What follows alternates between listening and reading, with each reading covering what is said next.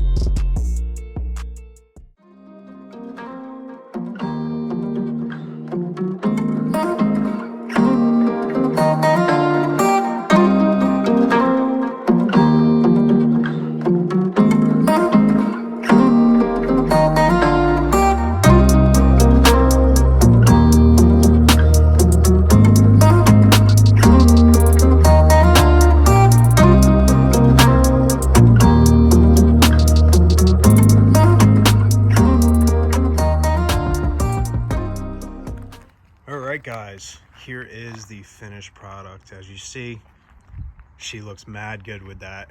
Probably gonna end up adding a accent going down the flare on the outside. I'm waiting for vinyl right now, so I'm trying to match the gray metallic and the orange metallic. Obviously it's very hard when it comes to vinyl because they only make so many colors, but I'm gonna try to match something, make something like as close as possible, and then we'll go from there. But it still needs to be lettered. This whole bumper needs to be completely wired. It's pretty simple. I have it all pre-wired, so all I have to do is really just snip off the old fog light clips and then just put on everything, and then the fog lights will run. or at least the marker lights will run. The fog lights are most likely going to go on a separate switch, so whatever. Other than that, we still have to get the hydro cooler on. We have to get a hose for that. We have to get the welder on the back and finish up the crane. Obviously, we have to pull the cable out on the crane, get that all set up. I'm still debating if I'm going to get a new cable for the crane because it is painted, it's old. There's some issues with it, but I think right now the best route is to just hook up what I have, and then as I have time and money, you know, do the little additional things. I still have to do the stainless steel on there, and we're gonna build steps for the side of it with marker lights, and then marker lights going all the way down on the bottom of the utility body. But anyway, guys, thank you for watching the bumper build video, part 2. Appreciate it, and you can see it came out awesome. And if you liked the video, hit the like button. If you think about subscribing, you know, the bigger we get, the cooler the projects will be. I'll still have cool projects regardless, but obviously I'll put a lot more effort into the YouTube videos. Right now, I just have to get my work going so that I can make a living and, you know, do what I can to give you guys content and, you know, also use this as a portfolio. So thank you guys for watching. I'll see you guys in the next video.